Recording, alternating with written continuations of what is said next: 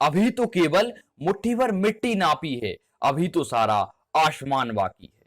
नमस्ते दोस्तों, मैं आप लोगों के साथ शुभम कुशवाहा आप सभी लोगों को कहानियों के माध्यम से आनंद देने की कोशिश कर रहा हूं। इसी श्रृंखला में एक कहानी और प्रस्तुत करता हूं। कहानी है दो मटकों की। एक राकेश नाम का व्यक्ति एक सेठ जी के यहाँ पानी भरने का कार्य किया करता था। वह अपने कंधों पर एक लाठी के सहारे दोनों मटकों को बगल में बांधकर और पानी सेठ जी के यहाँ एकत्र किया करता था। उसी के उसे पैसा मिला करते थे। उन्हीं पैसों से वह अपना घर का खर्च और गुजारा चलाया करता था। वह राकेश कुएं से पानी खींचता, दोनों मटके भरता और सेठ जी के यहाँ पानी एकत्र करता था। लेकिन कुछ दिनों बाद क्या हुआ, उसमें से एक मटके थोड़ा चटक गया, उसमें कुछ क्रैक्स आ गए, जिस कारण से वह पानी भरता तो एक मटका रास्ते में उसमें से पानी झरने लगता, झलकने लगता और कुछ पानी वेस्ट हो जाया करता था।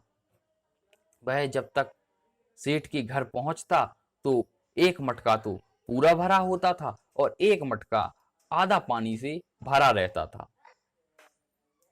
ऐसा कुछ दिनों तक चलता रहा, लेकिन जो एक मटका था जो चटक गया था, जो क्रैक्स आ गए थे उसने, वो यह देखकर बड़ा दुखी होता। वह राकेश से बोला, मैं तुम्हारे कुछ काम नहीं आ पा रहा हूँ और ना जाने मुझे अंदर से बहुत ही दुख होता है कि तुम तो पूरी मेहनत करते हो, लेकिन मेरी वजह से तुम्हारा आधा पानी झलक जाता है और रास्ते में बर्बाद हो जाता है। लेकिन राकेश ने कहा, हर व्यक्ति में कुछ ना कुछ कमी होती है, लेकिन उसे अपनी कमी से निराश और हताश नहीं होना चाहिए। उसने मटके को समझाने के लिए एक कार्य किया। उसने किया कि रास्ते में उससे बोला, तुम एक काम करो, जब तुम रास्ते में जाते हो तुम सभी चीजों को ध्यान से देखो और अनुभव महसूस करो तुम्हें कैसा लगता है।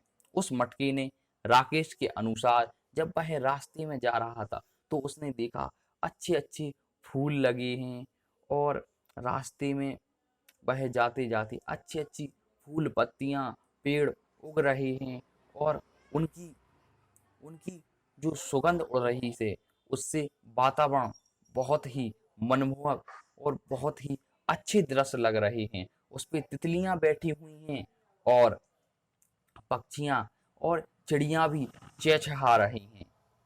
बस जब वह इतने में ही वह सेठ जी के यहाँ पहुंच गया। फिर उसने मटके से पूछा, जो क्रैक था, जो चटका हुआ मटका था, तुम्हें कैसा दिख रहा था? उसने बताया कि हमें रास्ते में फूल, पत्तियां, बेल और जिस पर चिड़ियां बैठी हुई थी, रास्ता मनमोहक था, उनकी सुगंध उड़ रही थी। तो राकेश बोला, अरे ये सब तो तुम्हारे ही कारण हैं। चटका हुआ मटका बोला, भला कैसे? राकेश ने समझाया, जैसा तुम्हारा पानी जो गिरा करता था जो गिरा करता था उसी में मैंने रास्ते में अच्छे अच्छे बीजों, फूल पत्तियों के पेड़ों के बीज डाल दिए थे। जो तुम्हारा पानी रास्ते में बराबर टपका करता था, झलका करता था, उन्हीं उसी पानी से इनमें ये ये ये बीजों ने वृक्ष का रूप धारण किया है और पौधे बन गए, जिससे उन पर चिड़ियां चहचहा रही हैं, भंवरों पर कलियां भंवरे गुनगुना रहे हैं कलियों में और सुगंधित वातावरण है। ये सब तुम्हारे ही वजह से है। यह सुनकर मटका बहुत खुश हुआ। यह इतनी सी थी यह कहानी। इस कहानी से लेकिन हमें यह सीख मिलती है कि हम में जो कमियां हैं, जो हम में खामियां हैं, उनको ना देखो और हम ये देखते हैं कि हम अपने जीवन में क्या कर सकते हैं।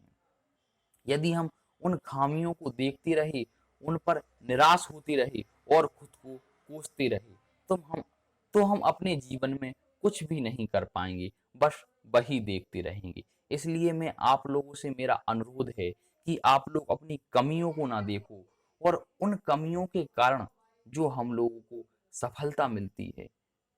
क्या आपको पता है कि जो हमारे सचिन सचिन तेंदुलकर जी हैं, वो एक बचपन में एक अच्छा बॉलर बनना चाहते हैं, लेकिन कम हाइट के कारण वह अच्छे बॉलर नहीं बन सके। लेकिन उन्होंने लेकिन उन्होंने अपनी कमी को दरकिनार किया और अच्छे बैटमैन बनकर उभरे और क्रिकेट के भगवान कहलाने लगे। इन्हीं शब्दों के साथ मैं अपनी वाणी को विराम देता हूँ। अगली कहानी में फिर मिलेंगे आप लोगों के साथ।